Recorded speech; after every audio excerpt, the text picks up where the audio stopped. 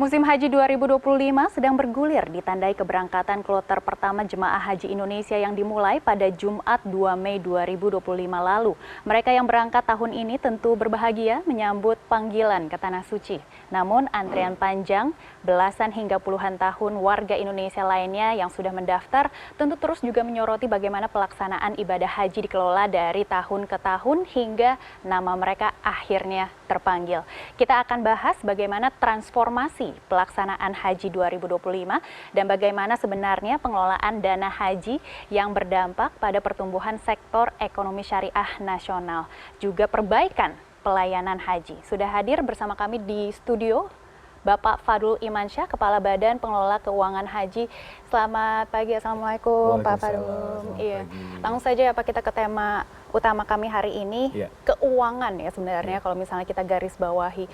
Nah, apa sebenarnya visi utama BPKH dalam penyelenggaraan Haji 2025? Baik, terima kasih Mbak Megi. Jadi pertama, sesuai dengan Undang-Undang Nomor 34 Tahun 2014, kami Badan Pengelola Keuangan Haji utamanya adalah ikut serta dalam meningkatkan kualitas ibadah haji. Nah, setiap tahun kami mengeluarkan sejumlah dana yang tentu saja sebenarnya itu dana dari calon jemaah haji kita untuk memberangkatkan calon jemaah haji kita ke Tanah Suci. Nah, apa yang kita lakukan selain kita mengelola dana yang kita dapatkan dari setoran awal haji dari calon jemaah haji kita juga melakukan dukungan terhadap berbagai macam pelayanan ibadah haji. Nah, memang di awal-awal pada saat pendirian BPKH sendiri utamanya adalah mengelola keuangan haji itu sendiri supaya lebih independen dan prudent dan dikelola secara profesional. Dalam perjalanan waktu, memang yang namanya kualitas ibadah haji itu tidak terlepas dari bagaimana keuangan ini bisa dikelola dengan baik. Salah satunya misalnya kita selain melakukan apa yang telah selama ini dilakukan dengan menempatkan dana di berbagai macam surat berharga, sukuk negara, atau penempatan di deposito, kami per 2023 sudah mulai masuk ke dalam ekosistem perhajian. Nah, disitulah kita mencoba untuk mengimplementasikan sesuai dengan amanat undang-undang bagaimana caranya meningkatkan kualitas ibadah haji sesuai dengan apa juga yang dijadikan sebagai astacita dari Presiden Prabowo, yaitu untuk mendorong kemandirian bangsa melalui penguatan ekonomi syariah dan pemberdayaan pelaku usaha lokal. Baik, Pak Fadul, ini kita lanjutkan ya terkait dengan kemarin juga pidatonya Presiden Prabowo Subianto juga sudah menyebut penurunan biaya haji 4 juta rupiah juga sudah berhasil diwujudkan karena efisiensi anggaran. Bisa dijelaskan bagaimana sebenarnya BPKH ini mendorong efisiensi anggaran ini berjalan dengan lancar? Baik, beberapa ekosistem perhajian yang digunakan oleh masyarakat Indonesia, khususnya calon jemaah haji Indonesia, tentu saja kan ada beberapa sektor yang menjadi utama, ya, penggerak utama. Yang pertama adalah akomodasi atau perhotelan, kemudian catering, dan transportasi.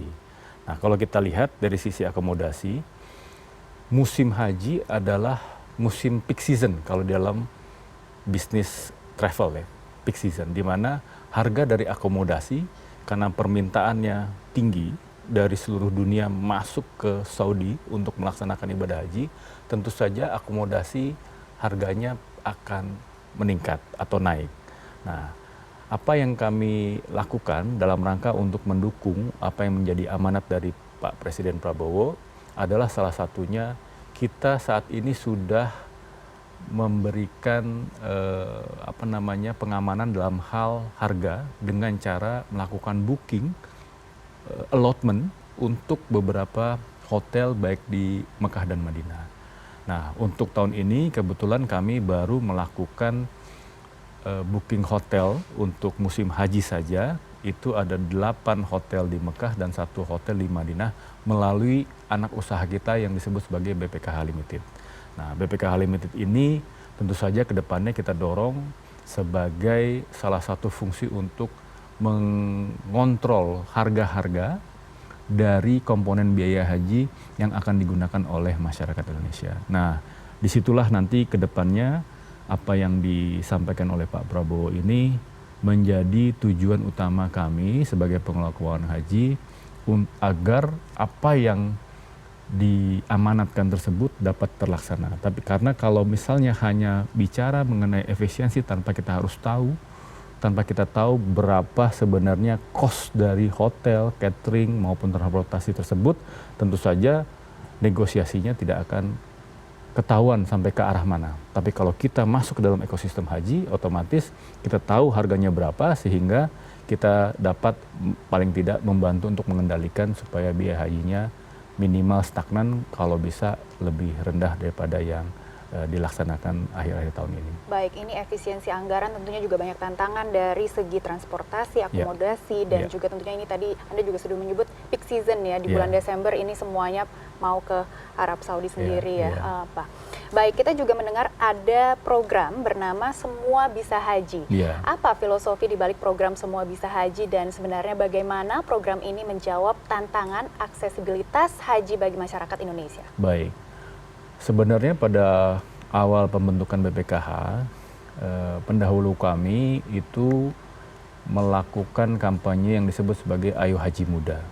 Kenapa? Karena seperti kita ketahui bahwa jamaah haji Indonesia harus menunggu seperti yang tadi Mbak Meggy sampaikan kan, menunggu sekitar 20-30 tahun untuk memberangkatkan dirinya supaya bisa pergi haji. Nah, oleh karena itu melihat kalau kita tarik ke belakang, dari 30-20 tahun tadi, tentu saja setiap orang yang harus mendaftar haji, ya, itu memiliki sebaiknya dia secara umur masih sehat. Misal anggaplah kalau mereka harus menunggu 20-30 tahun, asumsi berangkat haji di umur 50, maka kalau ditarik ke belakang berarti mereka harus mendaftar haji kurang lebih usia 20-30 tahun. Nah, itulah makanya kenapa kita mengkampanyekan tadinya Ayo Haji Muda. Namun dalam perjalanan waktu ternyata bangsa ini masih banyak orang-orang yang senior ya, senior citizen yang masih ingin melaksanakan ibadah haji. Oleh karena itu kita buka kesempatan lagi bahwa ini tidak hanya untuk Ayo Haji Muda, tapi ini untuk semua bangsa ini agar bisa haji. Makanya kita ubah programnya dari Ayo Haji Muda menjadi Semua Bisa Haji. Termasuk salah satunya adalah misalnya anak-anak yang usia sekolah. Sebenarnya bukan mereka untuk mendaftar, tapi mereka didorong untuk disosialisasikan kepada orang tuanya bahwa nanti pada saat mereka cukup umur, orang tuanya sudah mendaftarkan haji agar pada saat berangkat haji bisa jadi di usia yang lebih muda, lebih kuat, dan tentu saja bisa menolong kalau ada yang jemaah haji lansia menjadi bala bantuan dari masyarakat kita di luar dari petugas haji yang ada. Itu. Baik, ini menarik sekali ya Pak, soalnya kalau misalnya kita lihat memang kalau misalnya naik haji ini pertama cuacanya ekstrim dan kondisi kesehatan tubuh ini juga menjadi tolak ukur utama untuk kita bisa naik haji dengan aman dan juga sehat. Dan tentunya kami juga ingin mengetahui dari rekomendasi BPKH sendiri, sebaiknya umur berapa sudah mulai mendaftar di program ini? Seperti yang tadi saya sampaikan ya, sebenarnya kalau kita bicara usia kesehatan manusia secara umum ya, harusnya kalau mereka semudah mungkin mereka sebaiknya mereka berangkat haji ya. Tapi kalau dilihat dari antrian yang sepanjang itu kan nggak mungkin misalnya kita ekspektasikan misalnya umur 25 atau 30 untuk bisa berangkat haji secara reguler ya, bukan haji khusus ya. Kalau kita tarik ke belakang kan berarti mereka paling nggak daftarnya umur 5 atau 10 tahun. Rasanya kalau saya tidak salah berdasarkan ketentuan dari Kementerian Agama untuk mendaftar itu usianya 12 tahun. Tapi untuk berangkat usianya 18 tahun. Oleh karena itu kalau kita tarik ke depan lagi, tidak mungkin rasanya 25 atau 30 tahun untuk berangkat karena harus antrian yang dilalui selama 20 atau 30 tahun, maka kita berpikir kurang lebih antara 40 sampai 50 tahun. Alhamdulillah sampai saat ini banyak jemaah haji kita yang umur segitu, yang sudah banyak yang sudah berangkat, di luar dari lansia-lansia yang juga mungkin karena ditarik dari umur sebelumnya pada saat mendaftar sudah senior. Nah, jadi kesimpulannya yang kita harapkan sebenarnya untuk agar dapat istitoah ya atau dimampukan secara kesehatan dan tentu saja keuangan, karena pada saat mereka berhaji kan bisa sampai 40 hari lebih. Artinya ada keluarga yang ditinggalkan. Kalau mereka masih punya anak, kalau umur yang masih muda kan yang ditinggalkan anak-anaknya yang masih muda. Jadi kalau umur 40 atau 50, saya rasa secara kemampuan finansial sudah cukup, di luar dari fisiknya masih dalam keadaan yang prima. Baik, untuk program Semua Bisa Haji ini Pak, biaya pendaftarannya apakah ada skema-skema yang direkomendasikan oleh BPKH? Oke. Sejauh ini memang kalau berdasarkan ketentuan ya, kita masih punya minimum 25 setoran awal haji, 25 juta rupiah ya untuk setoran awal haji. Namun ke depan sedang dibicarakan dengan DPR apakah perlu ada peningkatan agar nanti pada saat pelunasannya lebih murah atau ada skema yang bentuknya cicilan. Nah, ini sampai saat ini masih digodok.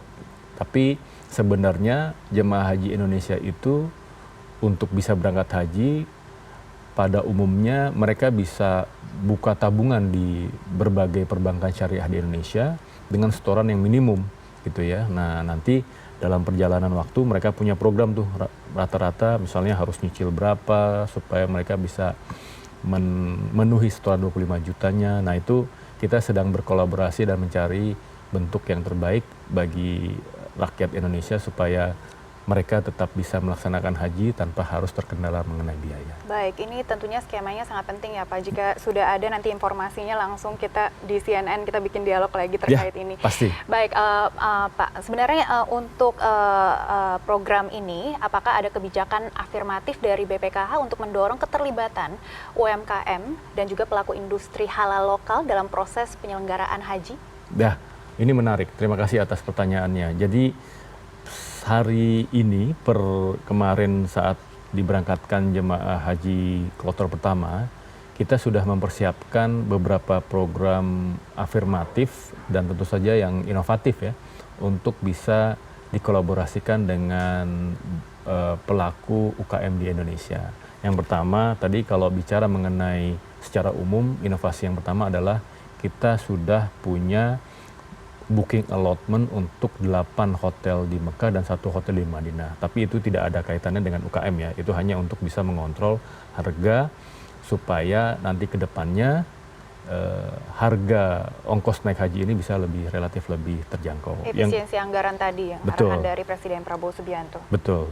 Yang kedua, kita punya tahun lalu itu kita sudah mensuplai dengan bantuan dari UKM di Indonesia itu ada 75 ton bumbu yang masuk ke seluruh beberapa dapur-dapur catering untuk penyediaan makanan di calon jemaah haji kita di Tanah Suci. Nah, tahun lalu kita baru 75 ton karena baru bergerak. Tahun ini melalui BPKH Limited kita sudah naikkan kapasitasnya menjadi 475 ton. Bisa dibayangkan 475 ton bumbu itu pastinya menggerakkan pelaku UKM di Indonesia. Ya, itu menjadi salah satu terobosan yang kita lakukan. Selain itu, kita juga sejak 2023 sudah melakukan apa yang disebut sebagai peningkatan area komersialisasi di hotel-hotel. Jadi kalau di hotel-hotel itu Maggie, dia punya lobby, dia punya area komersial gitu ya.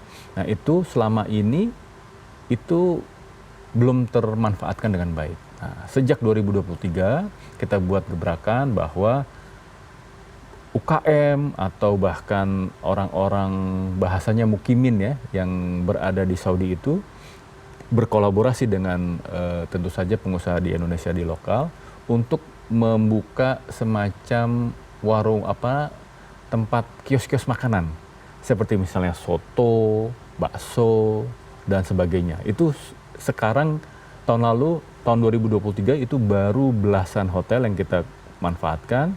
Tahun lalu sekitar 80-an, sekarang 104 hotel sudah kita optimalkan untuk supaya UKM-UKM bisa berjalan dan memanfaatkan fasilitas tersebut. Nah, dengan demikian maka asumsi kita tidak hanya bermanfaat bagi jemaah haji kita yang berangkat di sana, karena mereka memang dapat makan 3 kali sehari ya. Tapi kan di dalam sela-sela perjalanan misalnya ada coffee break atau sebelum makan siang, mereka tentu pengen jajan, apalagi kalau malam-malam kelaparan gitu ya. Mereka bisa keluar, mereka bisa datang ke area komersial itu untuk makan makanan khas Indonesia yang disajikan kolaborasi dengan UKM-UKM kita. Baik, jadi kolaborasi dengan perusahaan-perusahaan dan juga UMKM Indonesia juga supaya ini devisanya tidak menjadi devisa asing ke sana. Betul. Jadi juga bisa mengalir balik ke Indonesia begitu ya Pak? Betul. Tentunya kami juga ingin mengetahui secara gambaran besar Pak. Bisa dijelaskan bagaimana dana haji yang dikelola oleh BPKH juga diarahkan untuk mendukung pertumbuhan sektor ekonomi syariah nasional? Oke, baik. Hingga saat ini portofolio kita itu secara dana kelolaan nilainya 171 triliun rupiah. 75% hingga saat ini kita masih fokus untuk melakukan investasi di sukuk negara atau SBSN ya, surat berharga syariah negara. Dengan demikian otomatis kita bisa jadi merupakan salah satu pemain untuk menyerap seluruh surat berharga syariah negara yang diterbitkan oleh pemerintah Indonesia. Di luar dari bersama-sama dengan tentu saja industri perbankan syariah di Indonesia. Itu yang pertama, yang kita dorong supaya ada akselerasi dari sisi pangsa pasar keuangan syariah di Indonesia. Yang kedua, kita juga sampai saat ini ada sekitar 20-25% menempatkan dananya di deposito perbankan di syariah di Indonesia. Nah, melalui pemberdayaan dari perbankan syariah Indonesia ini diharapkan akan terjadi akselerasi untuk pertumbuhan ekonomi syariah yang terkait ya melalui sistem intermediasi perbankan nasional. Nah, 2 hal itu yang saat ini memang masih kita lakukan di luar dari inovasi yang kami sampaikan tadi terkait dengan kita punya anak perusahaan di Tanah Suci yang namanya BPKH Limited untuk mengakselerasi beberapa hal yang lain seperti pemberdayaan UMKM, kemudian juga nanti bagaimana yang tadi Mbak Meggy sampaikan, selama ini yang kita tahu bangsa ini selalu melakukan spending di Tanah Suci sedemikian besar ya, tapi multiplier efek ke Indonesianya itu yang perlu kita pikirkan. Kita cari jalannya. Nah, inilah salah satu yang kita lakukan hingga saat ini. Baik, Pak Fadul, ini angka-angkanya sangat penting sekali, 171 triliun rupiah, 75% ditanamkan di SBSN. Dan 20-25% ini di deposito perbankan syariah. Yeah. Baik, dalam mengelola dana yang begitu besar ya Pak, bagaimana BPKH menjamin transparansi dan juga akuntabilitas kepada publik khususnya kepada para calon jemaah haji? Baik. Yang pertama, kalau secara formal tentu saja yang kami lakukan adalah hingga saat ini kita sudah mendapatkan 6 kali opini wajar tanpa pengecualian dari Badan Pemeriksa Keuangan.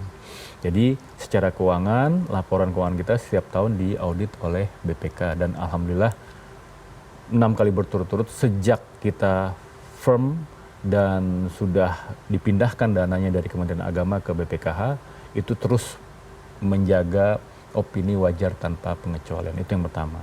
Yang kedua, kami juga melakukan koordinasi dengan beberapa aparat penegak hukum. Contohnya seperti Jamdatun. Kami setiap tahun dan setiap periode selalu mengupdate kerjasama dengan Jamdatun dalam rangka untuk mengawal bagaimana supaya investasi yang kita lakukan ini dan penempatan ini sesuai dengan ketentuan hukum dan peraturan perundang-undangan di Indonesia. Yang ketiga, tentu saja dengan KPK ya.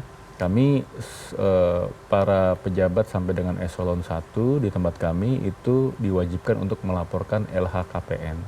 Sehingga semua transparan dan akuntabel, sehingga masyarakat Indonesia tentunya calon jemaah haji yang menunggu tidak perlu khawatir mengenai itu. Tapi yang paling penting yang sekarang kita sedang giatkan tentu saja di sosial media.